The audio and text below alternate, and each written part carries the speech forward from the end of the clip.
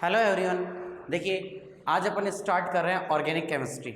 और organic chemistry के अंदर जो सबसे मेन आपका जो टॉपिक रहता है, जो सबसे ज़्यादा रिएक्शंस को लेकर बच्चों के सामने बहुत सारी प्रॉब्लम्स आती हैं, तो आप उन छोटी छोटी रिएक्शंस को, छोटी छोटी प्रॉब्लम्स को किस तरह से आप बहुत ही इजी वे में उसको सॉल्व कर पाएंगे और इजी वे में आप उसको इजीली कर पाएंगे, जिससे आपके किसी भी एग्ज़ाम में रिएक्शंस के अंदर किसी भी तरह के मार्क्स में कोई कटौती नहीं हो। इसलिए अपन क्या करेंगे, आपको मैकेनिज्म जो अपना ऑर्गेनिक केमिस्ट्री का एक बहुत ही इंपॉर्टेंट टॉपिक है रिएक्शन मैकेनिज्म, उसको स्टार्ट करते हैं सबसे पहले ऑर्गेनिक केमिस्ट्री के अंदर। तो देखिए आज अपन स्टार्ट करते हैं अभी रिएक्शन मैकेनिज्म। तो देखिए रिएक्शन मैकेनिज्म के अंदर सबसे पहले अपन देखिए जहाँ से शुरुआत करेंगे, अपने को पता है सबसे फर्स्ट पॉइंट अपना, देखिए आप लोग जानते हैं बेटा कि आपके पास एक बॉन्ड है, ठीक है। कोई भी एक बॉन्ड जो होता है आपके पास, चाहे वो कोवलेंट बॉन्ड हो, चाहे वो आपके पास में कोऑर्डिनेट बॉन्ड हो, किसी भी तरह का एक जो आपके पास बॉन्ड होता है, उस बॉन्ड के अंदर मिनिमम 2 इलेक्ट्रॉन होते हैं। कितने इलेक्ट्रॉन होते हैं उसके अंदर? 2 इलेक्ट्रॉन, यानी कि एक बॉन्ड 2 इलेक्ट्रॉन से मिलकर बनता है। फॉर एग्जांपल जैसे आपने देखा होगा, जैसे HCl की बात करूं मैं यहाँ पे, तो HCl में एक इलेक्ट्रॉन Cl का भाग लेगा और एक इलेक्ट्रॉन किसका पार्टिसिपेट करेगा? H का भाग यहाँ पे। तो अपन देख रहे हैं यहाँ पे आपके पास में एक बॉन्ड है और एक बॉन्ड में आपके पास में ये आपके पास एक वन, यहाँ पे अपन कह सकते हैं एक बॉन्ड है जिसके अंदर आपके पास में 2 इलेक्ट्रॉन है। मिनिमम यहाँ पे 2 इलेक्ट्रॉन आपको रिक्वायर होंगे, यानी एक बॉन्ड बनाने के लिए 2 इलेक्ट्रॉन की यहाँ पे आपको नीड होती है। तो जैसे HCl के अंदर अपन बात कर रहे हैं, तो HCl में एक हाइड्रोजन का भाग ले रहा है और एक यहाँ पे Cl का इलेक्ट्रॉन है।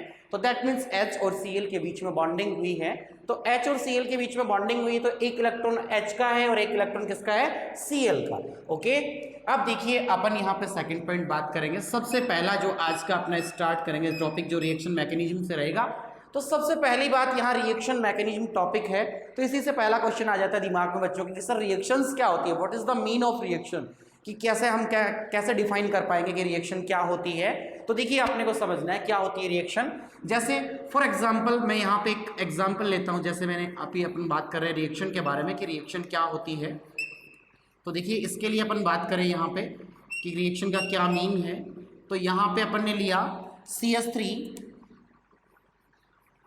और मैंने यहाँ पे ले लिया Cl और इसकी रिएक्शन करवा दी मैंने एक्वस KOH के साथ रिएक्शन करवा दी, ठीक है। और इसकी इससे रिएक्शन करवाने पर आपके सामने प्रोडक्ट बन गया CH3OH और प्लस यहाँ पे आपके पास में बन गया HCl। ओके, अब देखिए आपके पास में यहाँ पर ये आपके पास इसका नेगेटिव पार्ट, ये इसका पॉजिटिव पार्ट, यहाँ पे आपके पास नेगेटिव पार्ट, ये इसका पॉजिटिव पार्ट, इसके पॉजिटिव के पास में ये वाला नेगेटिव, ठीक है, और ये इसके पॉजिटिव के पास ये वाला नेगेटिव। दैट मीन्स एक रिएक्शन आपको दिखाई दे रही है जो आपके पास में न्यूक्लियोफिलिक सब्स्टिट्यूशन रिएक्शन है। लेकिन कौन सी रिएक्शन है? अपन तो स्टार्टिंग बिल्कुल जीरो लेवल से शुरू कर रहे हैं कि रिएक्शन होती क्या है, हमें पता ही नहीं है कि इलेक्ट्रोफिलिक क्या होती है, न्यूक्लियोफिलिक क्या होती है, एलिमिनेशन क्या होती है। तो अपन यहाँ पे अपन बात कर रहे हैं केवल और केवल किसके लिए कि रिएक्शन का मीन क्या है, रिएक्शन किसे कहेंगे, अपन कैसे डिफाइन करेंगे। तो ये एक रिएक्शन मैंने लिखी है जिसको आपको बिल्कुल भी रटना नहीं है, याद नहीं रखना, बस एक बात यहाँ पे ये समझनी है अपने को कि रिएक्शन का मीन क्या है। तो देखो रिएक्शन का मीन क्या है, पहले आपके पास में बॉन्ड था CH3Cl, ये आपको नजर आ रहा है यहाँ पे CH3Cl एक बॉन्ड था आपके पास में, पुराना जो बॉन्ड था वो टूट गया और टूटने के बाद एक नए बॉन्ड का फॉर्मेशन हो गया, एक नया बॉन्ड आपके पास में यहाँ पे बन गया CH3OH। तो देखिए यहाँ पे आपके पास में एल्किल क्लोराइड, यहाँ पे मेथाइल क्लोराइड जो आपके पास में था, इससे आपके पास में मेथिल अल्कोहल, यहाँ पे मिथाइल अल्कोहल आपके पास में बन गया है।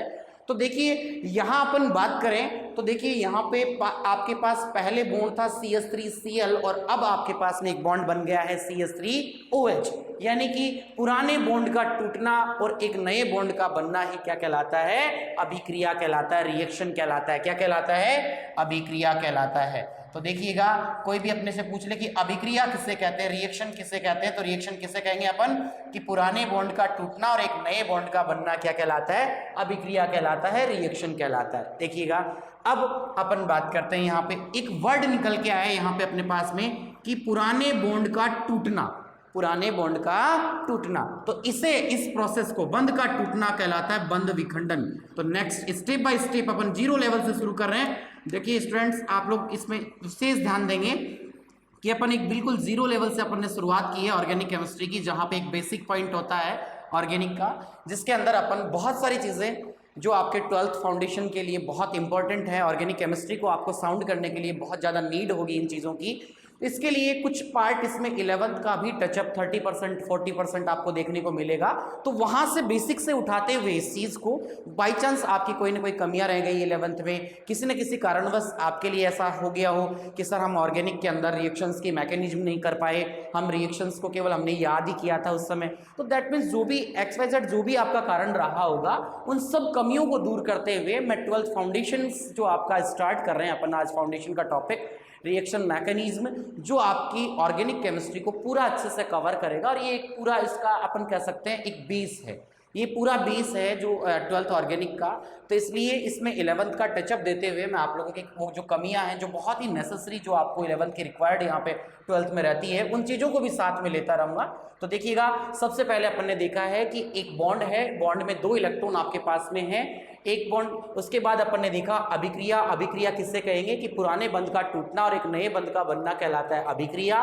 उसके बाद यहाँ पे एक वर्ड निकल के आया कि बॉन्ड का टूटना, बॉन्ड का टूटना कहलाता है बंध विखंडन। यानी कि अपन कह सकते हैं बहुत ही ईजी वे में यहाँ पे कि बंधों का टूटना या बंध का टूटना या बंधों का टूटना, बंधों का टूटना, ठीक है, इसे अपन कहते हैं बंध विखंडन। क्या कहते हैं इसको अपन? बंध विखंडन। अब यहाँ पे बात आ रही है बंधों का टूटना। ये जो बंध है यहाँ पे टूटेगा, ये 2 टाइप का होता है। यानी कि ये जो बंध विखंडन है आपके पास में, ये 2 टाइप का होता है। कौन कौन से वो 2 टाइप हैं देखिएगा। सबसे पहला यहाँ पे बंध विखंडन के प्रकार है, अपन देखेंगे तो यहाँ पे आपके पास में बंध विखंडन के प्रकार। तो बंध विखंडन के प्रकार की बात करूं तो मेनली बंध विखंडन जो है वो 2 टाइप का होता है। कौन कौन से हैं देखिएगा। सबसे पहला आपके पास में है, किस टाइप के बंध विखंडन है, एक होता है आपके पास में समांश विखंडन, जिसे आप होमोलाइटिक, होमोलाइसिस, ये आपके पास में है समांश विखंडन। और एक आपके पास में दूसरा जो है वो आपके पास में है सेकंड नंबर पे विस्मांश विखंडन, ठीक है। अब ये आपके पास में है विस्मांश विखंडन, देखिएगा विस्मांश विखंडन। एक आपके पास में है समांश विखंडन और एक आपके पास में है विस्मांश विखंडन। तो देखिए यहाँ अपन बात कर रहे हैं सबसे पहले किसके लिए, दोनों में यहाँ पे डिफरेंस देखते हैं क्या क्या होता है। समांश विखंडन किसे कहेंगे, तो देखिए समांश विखंडन की बात करूँ मैं यहाँ पे, तो समांश विखंडन को लेकर, तो देखिए समांश नाम से ही पता चल रहा है कि यहाँ पे दोनों तरफ के जो इसके अंदर मॉलिक्यूल होंगे, दोनों तरफ के जो आपके पास में यहाँ पे अपन बात करें, दोनों तरफ के जो अणु होंगे, जो दोनों तरफ के एटम होंगे, परमाणु होंगे, वो क्या होंगे, सेम होंगे, समान होंगे। जैसे समांश विखंडन लिख लिया अपन ने एक तरफ, और सेकंड दूसरी तरफ अपन लिख लेते हैं यहाँ पे विस्मांश विखंडन। अब हम दोनों में डिफरेंस देखेंगे, क्या क्या दोनों में डिफरेंस है, स्टेप बाय स्टेप अपन आगे बढ़ेंगे। तो देखिएगा यहाँ पे अपन ने लिखा फ्रेंड्स विस्मांश विखंडन, ठीक है। एक आपके पास में है समांश विखंडन और दूसरा है आपके पास में विस्मांश विखंडन। अब अपन बात कर रहे हैं समांश विखंडन के बारे में। तो दोनों तरफ के अणु क्या होंगे, समान होंगे। यहाँ पे अपन लिख सकते हैं कि दोनों तरफ के मॉलिक्यूल जो हैं, दोनों तरफ के अणु या आयन जो भी हैं आपके पास क्या होते हैं, समान होते हैं, एक जैसे होते हैं, सिमिलर होते हैं, ठीक है, समान होते हैं यहाँ पे, ठीक है। यहाँ पे लिख सकते हैं अपन क्या रहते हैं, वो दोनों तरफ के मॉलिक्यूल जो हैं वो डिफरेंट रहते हैं, भिन्न भिन्न रहते हैं। तो यहाँ अपन लिख सकते हैं ये भिन्न भिन्न होंगे, अलग अलग होंगे, ठीक है। अब देखिए अपन बात कर रहे हैं यहाँ पे, जैसे दोनों तरफ के अणु यहाँ पे समान होंगे, यहाँ पे भिन्न भिन्न होंगे। अब समान कैसे, जैसे देखिएगा इधर आपके पास में सपोज इधर आपके पास में है O है, तो इधर भी आपके पास क्या रहेगा, O रहेगा। इधर आपके पास में क्या है, जैसे मान लेते हैं इधर आपके पास में है Cl है, तो इधर भी आपके पास Cl रहेगा। इधर आपके पास Br है, तो इधर भी आपके पास क्या रहेगा, ब्रोमाइड, Br ही रहेगा, ब्रोमीन, ओके। अब देखिए यहाँ से इसका कर दिया अपन ने विखंडन, ठीक है, ये आपने यहाँ पे कर दिया विखंडन कर दिया, तो ये यहाँ पे समांश विखंडन कर दिया है आपने, समांश विखंडन कर दिया, ये यहाँ पे समांश विखंडन आपने किया है, यहाँ भी आपने समांश विखंडन कर दिया है। तो देखिए अपन बात करें यहाँ पे समांश विखंडन जब आपने किया है, तो इसमें एक बॉन्ड है, ये वाला एक बॉन्ड है, और इस बॉन्ड में कितने इलेक्ट्रॉन प्रेजेंट है? स्टार्टिंग अपन ने यहीं से की थी कि एक बॉन्ड में कितने इलेक्ट्रॉन होते हैं? 2 इलेक्ट्रॉन।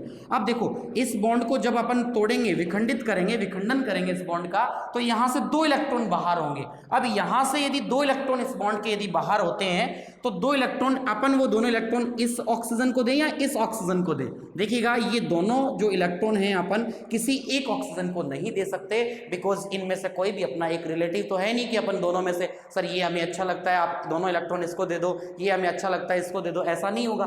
दोनों सेम पोजीशन पे हैं और दोनों आपके पास में सेम है, सिमिलर हैं, इसलिए अपन क्या करेंगे यहाँ पे? देखिएगा यहाँ पे अपन क्या करेंगे, दोनों इलेक्ट्रॉन्स को एक इलेक्ट्रॉन इसको दे देंगे और एक इलेक्ट्रॉन किसको दे देंगे? इसको दे देंगे। तो यहाँ पे इस तरह से, ऐसे ही इसमें एक इलेक्ट्रॉन इधर की तरफ और एक इलेक्ट्रॉन इधर की तरफ। तो देखिएगा इस तरह की स्पीसीज आपको बनती हुई नजर आएगी। एक इस तरह से आपके पास में बनेंगे, ये अलग होने के बाद जैसे आपके पास यहाँ बनेगा Cl, ये इस तरह से 11th में आपने देखा होगा। इस तरह की जो स्पीसीज होती है उसे अपन कहते हैं मुक्त मूलक। क्या कहते हैं? फ्री रेडिकल मुक्त मूलक कहते हैं। क्या कहते हैं इसको अपन? मुक्त मूलक कहते हैं। तो अपन देख सकते हैं यहाँ पे इसके द्वारा अपने पास मुक्त मूलकों का निर्माण होता है, इस कारण से इसको मुक्त विखंडन, मुक्त मूलक विखंडन भी कहा जाता है। यहाँ पे मुक्त मूलक आपके पास में बन गए हैं, फ्री रेडिकल्स आपके पास में बन गए हैं, यानी मुक्त मूलकों का निर्माण होता है। मुक्त मूलक आपके पास में बने हैं तो मुक्त मूलकों का निर्माण होता है समांश विखंडन के द्वारा। ध्यान रखेंगे, सबसे मेन बात यहाँ पे आपके पास में है कि oxygen oxygen, chlorine chlorine, bromine bromine है, तो आपके पास में ये जो आपके पास में दोनों तरफ के यहाँ पे अपन देख रहे हैं कि दोनों तरफ के जो आपके पास में एटम है वो सेम है, सिमिलर हैं, समान हैं, एक जैसे हैं। ऑक्सीजन को एक इलेक्ट्रॉन यहाँ पे इधर वाले ऑक्सीजन को दे देंगे और एक इलेक्ट्रॉन अपन इस ऑक्सीजन को दे देंगे। ओके, ऐसे ही अपन यहाँ पे बात करें यदि, तो एक ऑक्सीजन, एक अपन इलेक्ट्रॉन दे देंगे Cl को, एक इस Cl को दे देंगे, ऐसे ही एक इस ब्रोमीन को और एक इस ब्रोमीन को दे देंगे। तो इस तरह से अपने पास इस तरह की स्पीसीज का निर्माण होता है। और ये जो आपके पास स्पीसीज है, इस स्पीसीज को अपन कहते हैं फ्री रेडिकल मुक्त मूलक, आपके पास में इसको कहा जाता है। ये आपके पास में फ्री रेडिकल हैं, तो ये आपके पास फ्री रेडिकल्स मुक्त मूलकों का निर्माण हो गया। अब ऐसे अपन बात करते हैं विस्मांस विखंडन। तो देखिए नाम से ही पता लग रहा है विस्मांस दोनों अलग अलग होंगे, अलग अलग भिन्न भिन्न होंगे। इधर H है तो इधर हो गया F, इधर H है इधर हो गया Cl, इधर H है इधर हो गया Br, इधर H है आपके पास, इधर आपके पास में हो गया I। तो देखिए सभी क्या है आपके विस्मांस विखंडन। तो ये अपन ने विस्मांस विखंडन अपन ने कर दिया है यहाँ पे। तो देखिए विस्मांस विखंडन यदि अपन यहाँ पे करेंगे तो इधर की तरफ आएगा H पॉजिटिव और ये आपके पास बनेगा F नेगेटिव। ठीक है, क्योंकि ये मोर इलेक्ट्रोनेगेटिव, अधिक विद्युतऋणी तत्व है आपके पास F, Cl, Br और I। ठीक है, तो यहाँ पे F, Cl, Br और I इनकी विद्युतऋणता बहुत ज्यादा है, हाइड्रोजन से ज्यादा है, इसलिए इस बॉन्ड के इलेक्ट्रॉन को अपनी तरफ आकर्षित करेंगे, अट्रैक्ट करेंगे, और यहाँ पे H पे पॉजिटिव आएगा और F पे आएगा नेगेटिव। इस तरह से ये बॉन्ड यहाँ पे क्लीवेज हो जाएगा, बॉन्ड यहाँ से टूट जाएगा।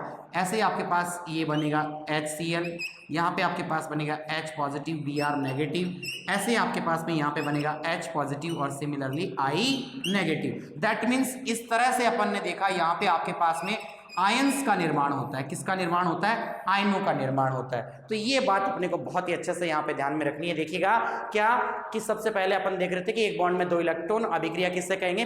पुराने बंध का टूटना और एक नए बंध का बनना अभिक्रिया कहलाता है। बंध विखंडन, जो बंधों का टूटना बंध विखंडन कहलाता है। बंध विखंडन यहाँ पे अपन 2 प्रकार से पढ़ रहे हैं कि एक समांस है और एक आपके पास में 2 टाइप्स है, एक विस्मांस है। समांस में दोनों तरफ के अणु समान होते हैं, एक ऑक्सीजन इधर है और एक ऑक्सीजन आपके पास में इधर है। Cl है, Br है, दोनों को अपन ने बॉन्ड को यहाँ से तोड़ा, 2 इलेक्ट्रॉन बाहर आए, दोनों एक जैसे थे, इसलिए एक इलेक्ट्रॉन अपन ने इसको दे दिया, एक इलेक्ट्रॉन इसको दे दिया, एक इलेक्ट्रॉन इससे शिफ्ट कर दिया, एक इधर शिफ्ट कर दिया। तो इस तरह की एक स्पीसीज अपने पास में अपने को दिखाई देती है। इस स्पीसीज को अपन फ्री रेडिकल मुक्त मूलक कहते हैं, यानी कि समांस विखंडन के द्वारा मुक्त मूलकों का निर्माण होता है और विस्मांस विखंडन के द्वारा आयनों का निर्माण होता है। अब देखिए अपन बात कर रहे हैं यहाँ पे एक वर्ड अपने पास में, स्टेप बाय स्टेप अपन आगे बढ़ेंगे तो निकल के आया आयन। क्या वर्ड निकल के आ गया यहाँ पे अपने पास में? आयन वर्ड आया है अपने पास में कि यहाँ पे आयनों का निर्माण हुआ है। तो अभी अपन नेक्स्ट स्टार्ट करते हैं कि ये आयन क्या है। तो देखिएगा अपना जो टॉपिक है यहाँ पे आयन की बात करें तो मेनली जब किसी स्पीसीज पर कोई चार्ज होता है, कोई आवेश होता है कि पॉजिटिव आवेश है या नेगेटिव आवेश है, तो ऐसी स्पीसीज को अपन कहते हैं आयन। ठीक है, अब देखिए ये जो आयन है ये आगे जाके आपके पास में दो टाइप के होते हैं। कौन कौन से, देखिए अपन देखते हैं, बात करते हैं आयंस के लिए कि ये आयन भी आपके पास में दो टाइप के हो जाते हैं। किस तरह से, एक आपके पास में है सबसे पहले ये आपके पास में है देखिएगा ईपी। ठीक है, ईपी इलेक्ट्रोफिलिक, जिसे अपन कहते हैं इलेक्ट्रॉन्स नहीं, ये आपके पास में हो गया इलेक्ट्रॉन्स नहीं, इलेक्ट्रोफिलिक। ये आपके पास में इलेक्ट्रॉन्स नहीं है, पहला जो टाइप है इसका इलेक्ट्रॉन्स नहीं। सेकंड जो इसका टाइप है वो आपके पास में है एनपी न्यूक्लियोफिलिक। ठीक है, जिसे अपन कहते हैं एनपी न्यूक्लियोफिलिक, यानी कि नाभिक स्नेही, नाभिक स्नेही। एक आपके पास में इलेक्ट्रोफिलिक है, एक आपके पास में न्यूक्लियोफिलिक है। तो ये आपके पास में नाभिक स्नेही है और एक आपके पास में इलेक्ट्रॉन स्नेही। अब दोनों में अपन डिफरेंस देखेंगे यहाँ पे कि ये किस तरह से अपन इनको अलग अलग किस तरह से अपन समझेंगे कि अपन आसानी से अपन इजीली अपन पता लगा सकें कि आपके पास में कौन सा आपके पास में इलेक्ट्रोफाइल होता है और कौन सा आपके पास में न्यूक्लियोफाइल होता है, यानी नाभिक स्नेही कौन सा होगा आपके पास में और आपके पास में इलेक्ट्रॉन स्नेही जो है वो कौन सा होगा, ये अपन किस तरह से पता लगा सकते हैं। तो देखिएगा इसके लिए अपन बात करते हैं। तो देखिए कैसे अपन इस तरह का अपन सबसे पहले अपन बात करते हैं यहाँ पे इलेक्ट्रोफिलिक के लिए। देखिए इलेक्ट्रोफिलिक यहाँ पे क्या रहता है, फर्स्ट आपको ध्यान में रखना है कि ये एक पॉजिटिव स्पीसीज है, यानी यहाँ पर चार्ज जो है वो पॉजिटिव आवेश होता है। कैसा आवेश होता है, प्लस आवेश होता है, इसके पास में प्लस आवेश होता है। यहाँ पे आप ध्यान में रख लेंगे अगर इसके पास प्लस आवेश है तो यहाँ पे कैसा आवेश होगा, नेगेटिव आवेश होगा, यहाँ पे माइनस आवेश होगा, ऋणात्मक होगा, यहाँ पे धनावेश होता है, यहाँ पे क्या होता है, ऋणावेश होता है। ठीक है, अब देखिएगा अगर पॉजिटिव है, स्टेप बाय स्टेप रटना नहीं है, मैंने कहा था ऑर्गेनिक केमिस्ट्री में बिल्कुल भी आपको रटने की जरूरत नहीं पड़ेगी। और रिएक्शन मैकेनिज्म जब अपना ये टॉपिक पूरा हो जाएगा, मेरा वादा है आपसे कि आपको एक भी रिएक्शन पूरी ऑर्गेनिक केमिस्ट्री के अंदर आपको एक भी रिएक्शन रटने की जरूरत नहीं पड़ेगी। आपके रिएक्शन आपके सामने होगी और जस्ट उसका प्रोडक्ट आपके सामने होगा। आप इजीली, बहुत इजीली आप उसको कर पाएंगे। रिएक्शंस बहुत टिप्स पे आपको बहुत आसानी से याद होंगी। तो इससे आपको क्या होगा, कॉन्फिडेंस लेवल भी इस टॉपिक से आपका ऑर्गेनिक केमिस्ट्री के लिए बहुत ज़्यादा बढ़ जाएगा। इसलिए अपन देख रहे हैं अभी यहाँ पे आयन, देखिए टॉपिक पे आते हैं आयन। तो ईपी इलेक्ट्रॉन्स नहीं है और ये आपके पास नाभिक्स नहीं है। तो ये आपके पास पॉजिटिव चार्ज है, यहाँ आपके पास नेगेटिव चार्ज है। तो पॉजिटिव चार्ज है दैट मीन्स इलेक्ट्रॉन की क्या होगी, कमी। तो यहाँ पे है इलेक्ट्रॉन की कमी। देखिए पॉजिटिव कब आता है, जब इलेक्ट्रॉन की कमी होती है। क्योंकि अपन तो जीरो लेवल से शुरू कर रहे हैं, इसलिए मैं छोटी छोटी चीज़ों को, छोटे छोटे टिप्स, छोटे छोटे जो कॉन्सेप्ट हैं वो आपके क्लियर कर रहा हूँ यहाँ पे कि पॉजिटिव तब आएगा जब इलेक्ट्रॉन की कमी होगी। रटना नहीं, स्टेप बाय स्टेप आते जाओ यहाँ पे। अब देखिए पॉजिटिव है, इलेक्ट्रॉन की कमी, तो यहाँ पे क्या हो जाएगी, इलेक्ट्रॉन की अधिकता। यहाँ पे हो जाएगी इलेक्ट्रॉन की अधिकता, यहाँ पे इलेक्ट्रॉन कंप्लीट रहेंगे, अधिकता रहेगी यहाँ पे। अब देखिएगा नेक्स्ट तीसरा, अगर इलेक्ट्रॉन की कमी है तो अष्टक क्या होगा, सबको पता लग गया होगा बोलते ही। अगर इलेक्ट्रॉन की कमी है तो अष्टक क्या रहेगा, अपूर्ण रहेगा। तो यहाँ अष्टक होगा अपूर्ण, तो यहाँ पे आपका अष्टक जो है वो क्या होगा, कंप्लीट होगा। तो यहाँ अपन लिख सकते हैं कि अष्टक आपका क्या होगा, पूर्ण होगा, या अष्टक का पूर्ण होगा, या एक्सपेंशन होगा, प्रसार होगा, अष्टक आपका प्रसार करेगा। नेक्स्ट, अगर अष्टक आपका अपूर्ण है तो आप बता सकते हैं बहुत ही इजी वे में, अगर आपका अष्टक अपूर्ण है इसका मतलब ये कैसा होगा, अष्टक अपूर्ण, इसका मतलब अस्थायी होगा, वो स्थायी नहीं होगा, अस्थायी होगा। और अगर ये अस्थायी और इधर आपके पास में देखिए अष्टक पूर्ण है तो ये आपके पास स्थायी होगा। बहुत ही आसान सा है, स्टेप बाय स्टेप अपने को आगे बढ़ना है। पॉजिटिव है, इलेक्ट्रॉन की कमी है, इलेक्ट्रॉन की कमी है तो अष्टक अपूर्ण है, अष्टक अपूर्ण है तो अस्थायी है, और अस्थायी है तो रिएक्टिविटी की बात करूं, क्रियाशीलता वो क्या हो जाएगी, ज़्यादा हो जाएगी। क्रियाशीलता यहाँ पे क्या रहेगी, ज़्यादा रहेगी। जो अस्थायी होता है वो चक्कर काटता रहता है, क्रियाशीलता यहाँ पे अधिक होगी। क्योंकि आपको ये भी पता है कि क्रियाशीलता और स्थायित्व एक दूसरे के क्या होते हैं, अपोजिट होते हैं। तो ये आपके पास क्रियाशीलता अधिक होगी और यहाँ पे क्रियाशीलता क्या हो जाएगी, कम हो जाएगी। तो इसकी रिएक्टिविटी जो है, क्रियाशीलता जो है वही तो स्टेबल है, क्यों क्रिया को, तो यहाँ क्रियाशीलता क्या हो जाएगी, कम हो जाएगी, क्योंकि स्थायी है तो क्रियाशीलता कम रहेगी। अब अपन बात करते देखिए और एक और डिफरेंस के लिए, 6 नंबर पे इसमें क्या होता है देखिएगा, यहाँ पे इलेक्ट्रॉन की अधिकता है, इलेक्ट्रॉन की अधिकता है, इलेक्ट्रॉन बहुत ज़्यादा है यहाँ पे अपन ने लिखा है। इसका मतलब इनके पास में lone pair LP lone pair होते हैं, क्या प्रेजेंट होते हैं यहाँ पे लॉन पेयर, यहाँ पे एकाकी इलेक्ट्रॉन युग्म जो लॉन पेयर होता है वो लॉन पेयर प्रेजेंट है यहाँ पे। तो देखिएगा अगर यहाँ लॉन पेयर है तो यहाँ भी कुछ न कुछ होगा, तो अपन यहाँ पे क्या करेंगे, यहाँ पे उपसहसंयोजी बंध को लेके आएंगे। उपसहसंयोजी बंध यहाँ पे होता है उपसहसंयोजी बंध, जिसको आप एरो के निशान से, तीर के निशान से रिप्रेजेंट करते हैं। और उपसहसंयोजी बंध क्या होता है आप अच्छे से जानते हैं कि आपके पास में एक डोनेटिंग स्पीसीज होती है और एक आपके पास में, आपने देखा होगा आपके पास में ग्राही स्पीसीज, एक देने वाला दाता होता है आपके पास में और एक एक्सेप्ट करने वाला क्या होता है आपके पास में ग्राही होता है। तो यहाँ पे डोनेटर क्या करता है, एक्सेप्टर ग्रुप को क्या करता है, इलेक्ट्रॉन डोनेट करता है, वो इलेक्ट्रॉन उससे लेगा। और इसमें क्या होता है, देखिए जैसे अपन ने बात की थी कि एक बॉन्ड में 2 इलेक्ट्रॉन होते हैं, तो 2 इलेक्ट्रॉन में तो क्या था यहाँ पे H का, इधर HCl के बीच में देखा तो एक इलेक्ट्रॉन H का था और एक Cl का था। लेकिन उपसहसंयोजी बंध में क्या होता है, दोनों इलेक्ट्रॉन किसी एक के ही होते हैं। जैसे X और Y के बीच में मान लीजिएगा आपके पास में ये X है और ये Y है, इनके बीच में उपसहसंयोजी बंध है, तो इसका मतलब क्या हो गया कि या तो वो दोनों इलेक्ट्रॉन X के होंगे या वो दोनों इलेक्ट्रॉन क्या होंगे, Y के होंगे। तो यानी कि उपसहसंयोजी बंध है और इसमें तीर के निशान से इसको दर्शाया जाता है। और बहुत ही सिंपल से टर्म में अपन इसको देख भी सकते हैं, कैसे देखिए, जैसे मैंने आपको बताया एक दाता होता है और ओ से है और एक ग्राही, जी ग्राही के लिए यूज कर लेते हैं, डॉग, आप इसको इससे याद रख सकते हैं कि एक दाता और ये आपके पास में हो गया दाता और ये आपके पास में हो गया और, यानी दाता और ग्राही, दाता और ग्राही के बीच में बनने वाला जो बंध है उसे अपन कहते हैं उपसहसंयोजी बंध। क्या कहते हैं, उपसहसंयोजी बंध, जो दाता और ग्राही के बीच में बनता है। ठीक है, अब देखिएगा नेक्स्ट 7 नंबर पे, इन सबको अपन कहते हैं लुईस अम्ल, लुईस एसिड, लुईस अम्ल कहते हैं। यहाँ पे अपन इन सबको कहेंगे लुईस अम्ल। तो इन्हें अपन कहेंगे, यहाँ पे लॉन पेयर है बिकॉज तो लॉन पेयर से लुईस की अवधारणा आपने 11th क्लास में पढ़ी है, इसलिए अपन इनको कहेंगे लुईस अम्ल और ये आपके पास होंगे लुईस क्षार। ठीक है, लुईस बेस। अब देखिएगा इस पे किस तरह से क्वेश्चन आपके सामने आ जाता है कि बहुत सारे आपके पास में पूछ लिए जाते हैं, एग्जाम में क्वेश्चन भी आता है कि निम्न में से कौन सा आपके पास इलेक्ट्रॉन्स नहीं है और कौन सा नाभिक्स नहीं है। तो आप इन चीज़ों को किस तरह से सॉल्व कर पाएंगे, देखिएगा अपन बात करते हैं यहाँ पे कि कौन सा आपके पास में EP है और कौन सा आपके पास में NP। तो देखिए अपन बात कर रहे हैं यहाँ पे लुईस अम्ल और लुईस क्षार, इसे अपन कहेंगे लुईस अम्ल और इसे अपन कहेंगे लुईस क्षार। अब देखिए अपन बात करते हैं, क्वेश्चन आ जाता है अपने पास में, क्वेश्चन किस तरह से आता है देखिएगा, इस तरह का क्वेश्चन अपने को देखने को मिल जाता है कि निम्न में से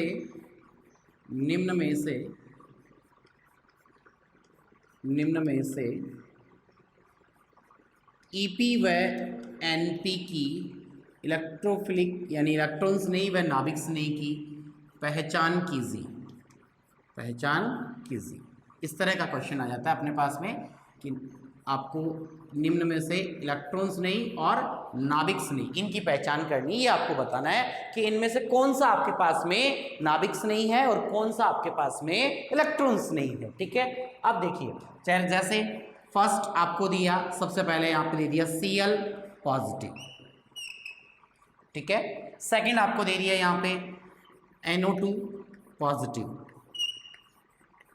थर्ड नंबर पे आपको दे दिया CS3 पॉजिटिव। फोर्थ नंबर पे यहाँ पे आपको दे दिया, देखिएगा क्वेश्चन की प्रैक्टिस करनी है क्योंकि बहुत सारे स्टूडेंट्स को प्रॉब्लम देखिएगा कहाँ जाकर आती है कि थ्योरेटिकल जो चीज़ें हैं वो आसानी से उनको याद हो जाती हैं, आसानी से ट्रिक्स समझ लेते हैं, कॉन्सेप्ट क्लियर हो जाते हैं, बट जब वो क्वेश्चन की प्रैक्टिस करते हैं तो बहुत सारी प्रॉब्लम आ जाती है कि सर क्वेश्चन नहीं हो पाते हैं, बाकी तो थ्योरी याद है हमें अच्छे से, कॉन्सेप्ट भी क्लियर है, बट क्वेश्चन नहीं हो पाते हैं। तो देखिएगा क्या दिक्कतें आती हैं, क्या प्रॉब्लम्स आपको क्वेश्चन को लेकर रहती हैं, तो वो छोटी छोटी चीज़ें अपन यहाँ पे क्लियर करते हैं। देखिएगा जैसे आपको दे दिया CN नेगेटिव दे दिया, ठीक है, आपको यहाँ पे दे दिया फिफ्थ नंबर पे BF3 दे दिया, BF3 आपको दे दिया AlCl3 दे दिया, ठीक है, आपको दे दिया C2H5O नेगेटिव दे दिया। तो इस तरह से आपके पास में यहाँ पे 6th नंबर हो गया, ये 7th नंबर पे आपके पास में आ गया, ठीक है। तो देखिएगा सबसे पहले इस क्वेश्चन में अपन करते हैं, यहाँ पे आपके पास में कुछ क्वेश्चंस मैंने आपको लिखे हैं कि निम्न में से आपको किसकी पहचान करनी है, EP और Np, इलेक्ट्रॉन स्नेही और नाभिक स्नेही की पहचान आपको करनी है। तो देखिए इलेक्ट्रॉन स्नेही और नाभिक स्नेही की पहचान कैसे करेंगे। Cl पॉजिटिव, पॉजिटिव देखते ही सीधा ही पॉजिटिव आवेश, पॉजिटिव देखते ही किस पर टिक करना आपको, सीधा Ep पे। जो पॉजिटिव है तो क्या होगा आपके पास में Ep, तो यहाँ पे आपके पास हो जाएगा Ep। ये लो इलेक्ट्रॉन स्नेही हो गया आपका, पहला हो गया इलेक्ट्रॉन स्नेही। ये लो बहुत ही आसान सा था, देखिए इलेक्ट्रॉन स्नेही देखते ही आपको पता लग गया ये इलेक्ट्रॉन स्नेही होगा, ठीक है। अब देखिए सेकंड NO2 पॉजिटिव, पॉजिटिव है, क्या लिखूंगा यहाँ पे Ep, ये भी आपका इलेक्ट्रॉन स्नेही, इलेक्ट्रॉन स्नेही हो गया आपका, ये लीजिए इलेक्ट्रॉन स्नेही हो गया, ठीक है। अब देखिए यहाँ पे आपके पास में ये है CH3 पॉजिटिव, CH3 आपके पास पॉजिटिव आया, तो यहाँ पे आपके पास पॉजिटिव है, पॉजिटिव देखते ही आपको क्या लिखना है, इलेक्ट्रॉन स्नेही। ये भी ये लो आपका हो गया इलेक्ट्रॉन स्नेही हो गया, ये लो, ठीक है। नेक्स्ट देखिए आपके पास में क्या लिखा हुआ, Cn नेगेटिव है, इस बार आपके पास क्या है नेगेटिव, और जहां आपके पास नेगेटिव चार्ज होता है ऐसी स्पीसीज को अपन कहते हैं नाभिक स्नेही, Np। तो ये आपके पास हो जाएगा Np न्यूक्लियोफिलिक, यानी कि नाभिक स्नेही हो जाएगा आपके पास में, ये आपका हो गया नाभिक स्नेही, ठीक है। अब देखिए आपके पास में है BF3। अब आप देखिएगा यहाँ पे अपन बात करें जो आपके पास 5th नंबर का जो एग्जाम्पल है, क्वेश्चन है 5वें नंबर पे, उसके अंदर BF3 ना तो आपके पास पॉजिटिव है और ना ही आपके पास में नेगेटिव है। तो अब आप कैसे करेंगे सर, यहाँ ना तो हमें पॉजिटिव दिखाई दे रहा है और ना ही हमें नेगेटिव दिखाई दे रहा है, तो इस चीज़ को हम कैसे करेंगे। तो देखिए इसके लिए भी आपको बहुत ही सिंपल सी एक आसान सी ट्रिक बताते हैं, और जिससे आप इजिली आप इसको कर पाएंगे। किस तरह से कर पाएंगे देखिएगा, जैसे सपोज ये वैसे टॉपिक ऑर्गेनिक अपन कर रहे हैं, और ये जो आपको मैं अभी पॉइंट बताने जा रहा हूँ थोड़ा सा इनऑर्गेनिक से रिलेटेड पॉइंट है, इसके बारे में आपको पता होना चाहिए, जिससे आप बता सकते हैं इजीली, आप इस क्वेश्चंस को, इस तरह के क्वेश्चन को आप बहुत ही इजीली कर पाएंगे। तो देखिए किस तरह से, देखिएगा अपन बात कर रहे हैं जैसे पी ब्लॉक, तो पी ब्लॉक के अंदर आपको पता है कि 13 से लेकर 13, 14, 15, 16, 17 और 18, यहाँ तक 13 to 18 तक आपके पास पी ब्लॉक आता है। और आपको ये भी पता है, आपने अच्छे से, बहुत अच्छे से सबने पढ़ रखा है, बैंगन, आलू, गाजर, इन, थेला, याद भी है आपको, ट्रिक भी बहुत सारी अच्छा से याद है। और कहे, सीता, जी, सुनो, प्रभु, ठीक है। ऐसे ही आपके पास में यहाँ पे जैसे आपने नेपाल, पाकिस्तान, ऑस्ट्रेलिया, सब भिखारी, जैसे यहाँ पे ओल्ड स्टाइल से टीपो, तो ये आपने ट्रिक भी बना रखी है। और जैसे फिर, कल, बाहर, आई, आंटी, और यहाँ पे आप भी आपने ट्रिक बना रखी है जैसे अपनी बहुत ही अच्छे से, जिसको आप इजीली याद कर रखते हैं। हरभजन, नेहरा, अगरकर, कार्तिक, 0 रन पर आउट, ओके। तो जैसे बोरॉन, एल्यूमिनियम, गैलियम, इंडियम, थीलियम, यहाँ पे आपके पास में कार्बन, सिलिकॉन, जर्मेनियम, और यहाँ आपके पास में टिन और लेड, ऐसे ही आपके पास में नाइट्रोजन, फास्फोरस, आर्सेनिक, देखिए एंटीमनी आपके पास में बिस्मिथ है, ऑक्सीजन है, सल्फर है, सेलेनियम है, टेलुरियम है, पोलिनियम है। चलो आपको ये सब याद नहीं रखना, बिकॉज ये एक इनऑर्गेनिक से रिलेटेड चीज़ है। अपन क्या याद रखना चाह रहे हैं यहाँ पे, ये इसको हेल्प, ये अपनी हेल्प कैसे करेगा इसको सॉल्व करने में, ये अपन देखना चाह रहे हैं। तो देखिएगा अपन क्या देखेंगे इसमें, यहाँ पे सेंटर एटम कौन सा है, यहाँ पे केंद्रीय परमाणु कौन सा है। तो केंद्रीय परमाणु कैसे पता लगेगा, केंद्रीय परमाणु एक सिंगल होगा, बाकी के बहुत सारे होंगे, जैसे BF3, इसमें F तो 3 है और B क्या है, एक सिंगल है। तो जो आपके पास में सिंगल है, एकल है, वो कौन है, बोरोन है। तो देखिए ये आपके पास में बोरोन है और ये आपके पास में क्या है, F3, यहाँ पे F3 है आपके पास में। तो जो आपका केंद्रीय परमाणु होगा वो कौन होगा, बोरोन। अब आपको ये पता लगाना है कि बोरोन के केंद्रीय परमाणु जो बोरोन है उसके आपके पास बोरोन पर कितने संयोजी इलेक्ट्रॉन, बोरोन के पास कितने संयोजी इलेक्ट्रॉन हैं, कितने संयोजी इलेक्ट्रॉन बोरोन के पास में प्रेजेंट है, ये आपको वैलेंस इलेक्ट्रॉन आपको पता लगाना है। तो देखिए बोरोन के पास कितने इलेक्ट्रॉन होते हैं, 3 इलेक्ट्रॉन होते हैं। बोरोन के पास में कितने इलेक्ट्रॉन होते हैं, 3। अब देखिए बोरोन यानी इसका अपन इलेक्ट्रॉन स्नेही और नाभिक स्नेही का अपने को पता लगाना है तो इसका स्ट्रक्चर आना चाहिए, इसकी संरचना अपने को पता होनी चाहिए, जो अपन हाइब्रिडाइजेशन के अंदर, संकरण के अंदर पढ़ते हैं। लेकिन यहाँ अपन तो ऑर्गेनिक केमिस्ट्री पढ़ रहे हैं, वो भी 0 लेवल से, तो संकरण का तो हम जानते ही नहीं है क्या होता है, तो इसलिए अपन कोई बात नहीं, अपने को स्ट्रक्चर अभी ध्यान में नहीं है, कोई दिक्कत नहीं है, चलो ठीक है। फिर भी अपन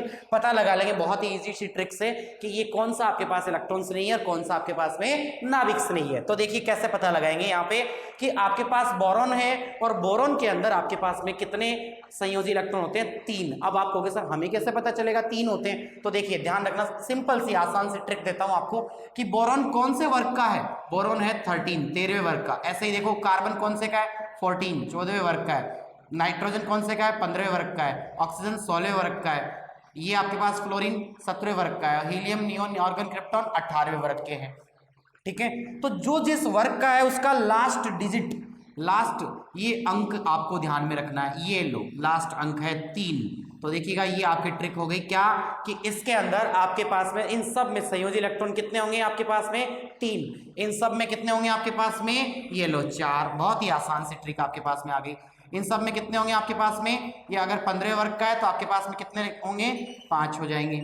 ऐसे आपके पास में कितने हो जाएंगे? यहाँ पे 6 हो जाएंगे। ऐसे आपके पास में यहाँ पे कितने हो जाएंगे? यहाँ पे 7 हो जाएंगे।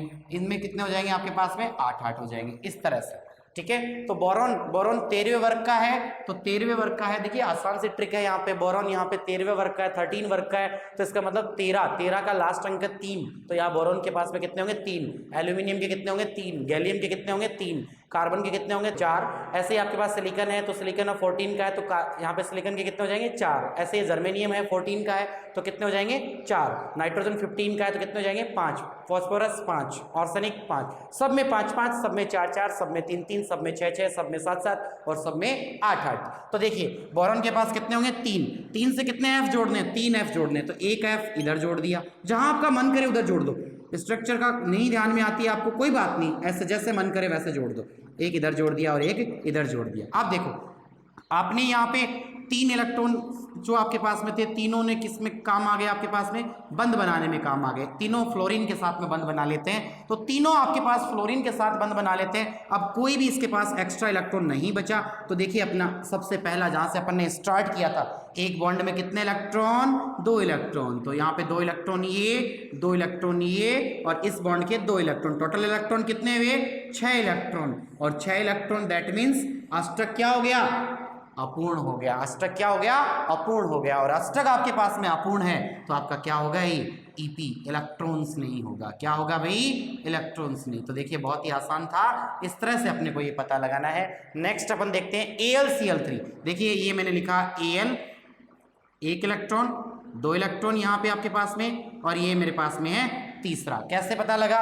एल्यूमिनियम बोरॉन के नीचे आता है, बोरॉन में 3, पूरी लाइन में 3-3 होंगे, 13वें वर्ग के, इसलिए तो यहाँ पे एक अपन ने यहाँ जोड़ दिया Cl, एक Cl मैंने यहाँ जोड़ दिया, एक Cl मैंने यहाँ जोड़ दिया। जिधर आपका मन करे आप उधर ऐड कर सकते हो। ठीक है, अब देखिए यहाँ पे तो ये आपके पास एक Cl इधर है, एक Cl इधर है, और एक Cl आपके पास में कहाँ पे? यहाँ पे। तो अब इसके पास कोई भी एक्स्ट्रा, कोई भी और अतिरिक्त इलेक्ट्रॉन यहाँ पे नहीं है। तीनों इलेक्ट्रॉन बंध बनाने में काम आ गए।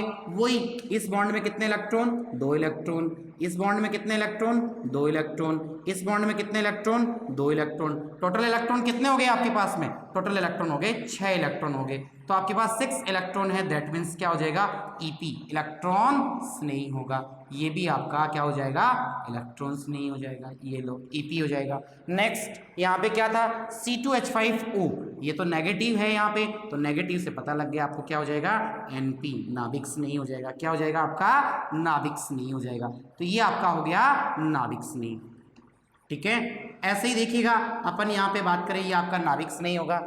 नेक्स्ट अपन बात करते हैं यहाँ पे, और भी अपने पास में बहुत सारे एग्जाम्पल्स हैं। तो देखिए नेक्स्ट के लिए अपन एग्जाम्पल के लिए बात करूँ मैं यदि यहाँ पे, तो देखिएगा अपन ने C2H5O देखा। नेक्स्ट 8वें नंबर पे अपन एग्जाम्पल देखते हैं, कौन सा?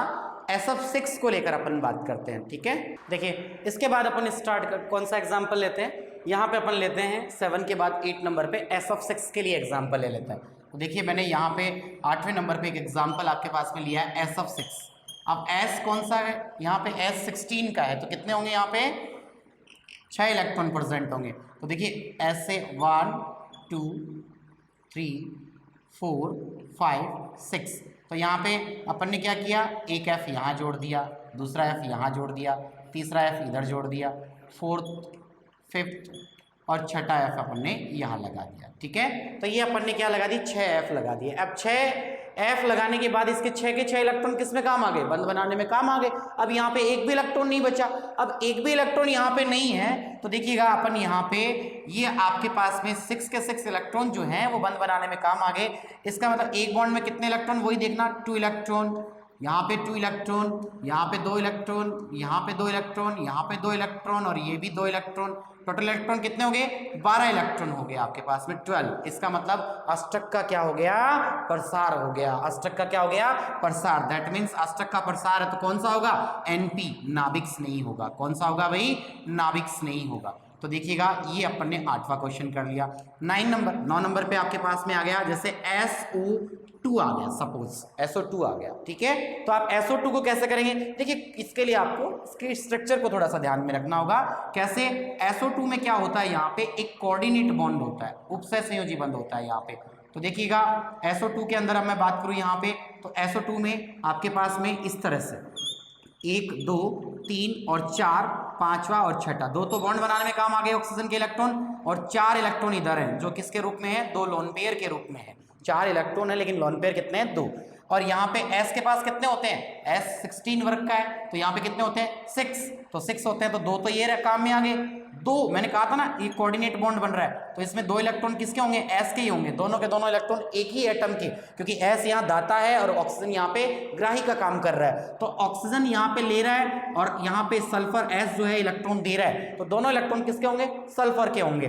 तो 2 इसमें काम आ गए, 2 इधर काम आ गए, बच गए कितने, 2। तो एक लोन पेयर बच गया यहाँ पे। ठीक है, और ऑक्सीजन के तो कोई काम ही नहीं है इस वाले ऑक्सीजन के, तो इसके 6 के 6 ऐसे ही रह गए। अब देखो, अब यहाँ पे क्या करना होगा, देखना होगा कि ये EP है या NP। तो कैसे पता लगाएंगे, देखिए अब आप कहोगे सर इसमें लोन पेयर है, तो लोन पेयर है तो लोन पेयर है, तो देखो LP लोन पेयर वाला क्या होता है, नाभिक स्नेही। लेकिन यहाँ पे लोन पेयर नहीं देखना, इस पे लोन पेयर नहीं देखना आपको, ऑक्सीजन पे आपको देखना है सेंटर पे, मिड में जो आपका एकल, जो आपका केंद्रीय परमाणु है उस पर आपको देखना है, जिससे और सारे एटम्स और सारे परमाणु जुड़े हुए हैं वो आपको देखना है यहाँ पे। तो उसके लिए देखिएगा आप यहाँ पे क्या देखेंगे, यहाँ पे कि इसके ऊपर एक लोन पेयर प्रेजेंट है, एक लोन पेयर प्रेजेंट है, और यहाँ पे कोऑर्डिनेशन बॉन्ड भी प्रेजेंट है। दोनों चीजें हैं उसके पास, लोन पेयर भी है, तो लोन पेयर है तो आपका मन करेगा सर हम इसको क्या लिख दें, नाभिक स्नेही। और कोऑर्डिनेट बॉन्ड को देखकर आप कहोगे कि सर ये क्या है, इलेक्ट्रॉन स्नेही। तो देखिए ऐसी जब कंडीशन आती है, तो जब लोन पेयर भी प्रेजेंट हो और आपके पास कोऑर्डिनेट बॉन्ड भी प्रेजेंट हो, कोऑर्डिनेशन बॉन्ड भी आपके पास में प्रेजेंट हो, तो फर्स्ट जो प्रायोरिटी मिलती है वो किसको प्रायोरिटी मिलती है, पहली जो प्राथमिकता अपन देते हैं वो देते हैं किसको, कोऑर्डिनेट बॉन्ड को, उपसय संयोजी बंध को प्राथमिकता देते हैं। तो इसलिए ये आपका क्या हो जाएगा, EP हो जाएगा, इलेक्ट्रॉन्स नहीं होगा। क्या होगा, इलेक्ट्रॉन्स नहीं। ओके, नेक्स्ट देखिएगा एक और एग्जांपल अपन यहाँ पे देखना चाहते हैं। कौन सा एग्जांपल अपन यहाँ पे देखेंगे, देखिएगा अपन ने यहाँ पे एग्जांपल ले लिया, कौन सा, एक एग्जांपल अपन ने यहाँ पे ले लिया। देखिए अपन यहाँ पे ले लेते हैं SO3 ले लेते हैं, क्या ले लेते हैं, SO3। ठीक है, SO3 की बात करूं तो SO3 का स्ट्रक्चर कैसा होता है, देखिए इस तरह का, इसमें 2 उपसय संयोजी बंध होते हैं इस तरह से। तो 2 उपसय संयोजी बंध है और एक आपके पास में डबल बॉन्ड से जुड़ा हुआ ऑक्सीजन है। तो देखिए इसमें 2 इलेक्ट्रॉन काम आ गए, तो इसके कितने बच गए, 2 बच गए, 2 यानी कि आपके पास 2 लोन पेयर, 4 इलेक्ट्रॉन बच गए। यहाँ पे 2 इस तरह चले गए, 2 इसमें चले गए, 2 इसमें चले गए। इस सल्फर पे केंद्रीय परमाणु पे कोई लोन पेयर है ही नहीं, इस पे तो 2 उपसय संयोजी यौगिक, केवल उपसय संयोजी बंध है, सॉरी। तो उपसय संयोजी बंध आपके पास में यहाँ पे प्रेजेंट है, इसका मतलब ये तो वैसे ही डायरेक्ट ही आपका क्या हो जाएगा, EP हो जाएगा। क्या हो जाएगा, EP हो जाएगा। ऐसे ही देखिए आपके पास में बात करते हैं नेक्स्ट, ये अपन ने 10 नंबर पे एग्जाम्पल देख लिया। 11वां क्वेश्चन अपन देखते हैं, कौन सा, H2O को लेकर देखते हैं। HO और H2O जो आपके सामने है, जल, वाटर। तो H2O में देखो यहाँ पे आपके पास में क्या है, लोन पेयर है। क्या है, ऑक्सीजन पे केंद्रीय परमाणु पे क्या प्रेजेंट है आपके पास में, लोन पेयर प्रेजेंट है। और लोन पेयर है तो लोन पेयर जो है तो ये आपका क्या हो जाएगा, आपके पास में NP हो जाएगा। क्या हो जाएगा, नाभिक स्नेही। कौन सा हो जाएगा, नाभिक स्नेही हो जाएगा। अब देखिए आपने 11 क्वेश्चन देखे यहाँ पे कि निम्न में से इलेक्ट्रॉन स्नेही और नाभिक स्नेही की पहचान करो। Cl पॉजिटिव था, इलेक्ट्रॉन स्नेही। NO2 पॉजिटिव था, इलेक्ट्रॉन्स नहीं। CH3 पॉजिटिव था, इलेक्ट्रॉन्स नहीं। Cn नेगेटिव था, नाभिक्स नहीं। BF3 में इलेक्ट्रॉन देखे 6 इलेक्ट्रॉन आए, अष्टक क्या था, अपूर्ण था, इसलिए इलेक्ट्रॉन्स नहीं। AlCl3 की बात करूं, AlCl3 में क्या हुआ, यहाँ पे अपन ने संयोजी इलेक्ट्रॉन देखे, संयोजी इलेक्ट्रॉन 3 थे, 3 से बॉन्ड बन के 6 इलेक्ट्रॉन आए, अष्टक अपूर्ण था, दैट मीन्स ये भी क्या हो गया आपके पास में, इलेक्ट्रॉन्स नहीं। C2H5O नेगेटिव था, दैट मीन्स आपके पास हो गया नाभिक्स नहीं। 8वें नंबर पे SF6 को देखा, SF6 में आपके पास में क्या था, देखिएगा यहाँ पे आपके पास में है कि 6 बॉन्ड यहाँ पे यानी कि बन चुके हैं, तो 12 इलेक्ट्रॉन यहाँ पे आपको दिखाई दे रहे हैं, 12 इलेक्ट्रॉन है, यानी कि अष्टक का प्रसार हुआ, अष्टक का प्रसार होगा तो ये आपका नाभिक्स नहीं हो गया। SO2 में देखा उपसय संयोजी बंध भी है, लोन पेयर भी है, लेकिन दोनों चीज जहां प्रेजेंट होती है तो पहली जो प्राथमिकता देते हैं वो देते हैं कोऑर्डिनेशन बॉन्ड उपसय संयोजी बंध को, तो इस कारण से ये आपका हो गया EP, इलेक्ट्रॉन्स नहीं। SO3 में देखा 2 उपसय संयोजी बंध, लोन पेयर यहाँ पे नहीं है, ऑक्सीजन पे है, जो अपने को काम की नहीं है, ऑक्सीजन वालों से आपको कोई मतलब नहीं है, आपको केवल केंद्रीय परमाणु को देखना है। केंद्रीय परमाणु पे लोन पेयर नहीं था, केवल 2 उपसय संयोजी बंध थे, उपसय संयोजी बंध है तो क्या होगा, इलेक्ट्रॉन्स नहीं। और 11 नंबर पे अपन ने देखा H2O, जिसपे ऑक्सीजन पे केंद्रीय परमाणु पे आपके पास में लोन पेयर वहां पे प्रेजेंट है, तो लोन पेयर यदि यहाँ पे प्रेजेंट है तो आपका क्या हो जाएगा, ये आपके पास में नाभिक्स नहीं हो जाएगा। इन्हीं 11 क्वेश्चंस को देखिएगा।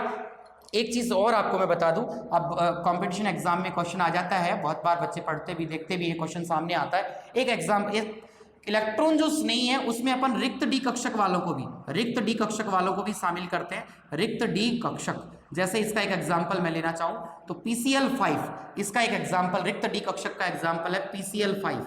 PCl5 को देखेंगे यदि अपन, तो देखिएगा यहाँ पे अपन बात करें PCl5 वगैरह में, तो यहाँ रिक्त डी कक्षक है, रिक्त डी कक्षक की वजह से ये किस में आ जाते हैं, रिक्त डी कक्षक वाले जो है वो किस में आते हैं, इलेक्ट्रॉन्स नहीं के लिए आते हैं। ठीक है, अब देखिएगा अपन यहाँ पे बात करें, इन्हीं 11 क्वेश्चन से अपन नए 11 क्वेश्चन और बना देते हैं। कौन से, कि निम्न में से इस क्वेश्चन को मैंने चेंज कर दिया कि लुईस अम्ल, देखिए क्वेश्चन चेंज हो गया आपके पास, लुईस अम्ल व लुईस क्षार, यहाँ पे लुईस क्षार कर दिया, लुईस क्षार की पहचान कीजिए। ये आपके पास वापस से आपके पास सामने 11 से और नए 11 क्वेश्चन आपके सामने आ गए कि निम्न में से लुईस अम्ल और लुईस क्षार की पहचान करो। तो देखिए बहुत ही सिंपल सा, पहला क्या होगा, EP है, क्या होगा, लुईस EP वाले मैंने बताया ना, जो इलेक्ट्रॉन्स नहीं है वो क्या होते हैं, लुईस अम्ल, और जो नाभिक्स नहीं थे वो क्या होंगे, सारे के सारे लुईस क्षार। तो देखिए ये आपके पास में क्या हो जाएगा, लुईस अम्ल, लुईस एसिड हो गया।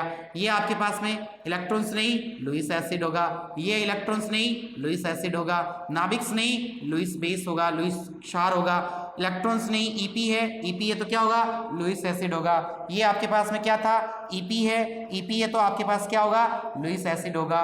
ये आपका नाभिक्स नहीं है तो लुईस बेस होगा। ये आपका देखिए, ये आपके पास में नाभिक्स नहीं है तो लुईस बेस होगा, लुईस क्षार होगा। ये आपके पास में क्या था, EP था तो लुईस एसिड होगा, EP है लुईस एसिड होगा, H2O NP है लुईस बेस होगा। तो इस तरह से देखिएगा आप बहुत ही आसानी से लुईस अम्ल और लुईस क्षार की पहचान कर सकते हैं, इलेक्ट्रॉन्स नहीं और नाभिक्स नहीं की पहचान कर सकते हैं। तो देखिए बच्चों, आज अपन ने देखिए यहाँ पे, देखिए फ्रेंड्स, यहाँ पे अपन ने देखा है कि आपके सामने आयंस हैं, जिन आयंस को अपन ने 2 भागों में डिवाइड किया था, इलेक्ट्रॉन्स नहीं और नाभिक्स नहीं। जो पॉजिटिव आवेश है, इलेक्ट्रॉन की कमी है, अष्टक अपूर्ण होगा, अस्थायी होगा, क्रियाशीलता अधिक होगी, उपसय संयोजी बंध यहाँ पे प्रेजेंट होगा, लुईस अम्ल कहलाएंगे। और रिक्त डी कक्षक भी यहाँ पे प्रेजेंट होते हैं। यहाँ पे बात करें तो नेगेटिव आवेश, इलेक्ट्रॉन की अधिकता, अष्टक अपूर्ण, तो यहाँ पे अपन बात करें अष्टक अपूर्ण था तो इधर की तरफ अष्टक पूर्ण हो जाएगा या प्रसार होगा, स्थायी होगा, क्रियाशीलता कम होगी, लोन पेयर प्रेजेंट होगा और लुईस क्षार कहलाएंगे। निम्न में से अपन ने देखा EP और NP की पहचान करनी थी। 11 क्वेश्चन आपके सामने थे, उसी से 11 क्वेश्चन से नए 11 क्वेश्चन अपन ने बनाए कि इनमें लुईस अम्ल और लुईस क्षार की पहचान कीजिए। तो आप सबने इजीली यहाँ पे देखा और इजीली आप लोग इस तरह से कर पाएंगे। तो आज यहाँ तक का अपन देख चुके हैं। तो देखिए यहाँ पे देखिए फ्रेंड्स, अपन ने यहाँ पे आज देखा है कि इलेक्ट्रॉन्स नहीं और नाभिक्स नहीं दोनों टाइप और लुईस अम्ल और लुईस क्षार की पहचान अपन यहाँ पे करना अच्छे से अपन ने सीख लिया है। और इजीली आप बहुत सारे क्वेश्चन, जो भी आपको क्वेश्चन मिलते हैं इलेक्ट्रॉन्स नहीं पे, नाभिक्स नहीं की पहचान पे, लुईस अम्ल पे और लुईस क्षार पे, आप बहुत आसानी से कर पाएंगे। तो अब अपन नेक्स्ट क्लास में अपन देखेंगे इन्हीं आयंस को आगे जाके कार्बोकैटायन, कार्बोनियम और कार्बो एनाइन, यहाँ पे कार्ब एनाइन, कार्ब धनाइन और कार्ब रिनाइन जो आपने सुना होगा, उनमें दो पार्ट में आगे जाके इनको डिवाइड किया जाता है, कार्ब धनाइन और कार्ब रिनाइन। तो इनके बारे में अपन नेक्स्ट क्लास में देखेंगे। तो यहाँ तक की जो चीज़ें हैं आपने बहुत अच्छे से समझी हैं, इसके लिए आपका बहुत बहुत धन्यवाद। अब हमारे चैनल को सब्सक्राइब कीजिए, लाइक कीजिए और शेयर कीजिए, जिससे ज़्यादा से ज़्यादा स्टूडेंट्स, ज़्यादा से ज़्यादा विद्यार्थी, ज़्यादा से ज़्यादा मेरे डियर फ्रेंड्स, आप लोग घर बैठे इन चीज़ों का बिल्कुल आप भरपूर, अभी लॉकडाउन के अंदर आप भरपूर इन चीज़ों का लाभ ले सकें और आपके साथी भी इन चीज़ों को आसानी से देख सकें, समझ सकें और आपके लिए ऑर्गेनिक केमिस्ट्री बहुत ही आसान हो जाए। तो आज तक के लिए थैंक यू, बाय बाय।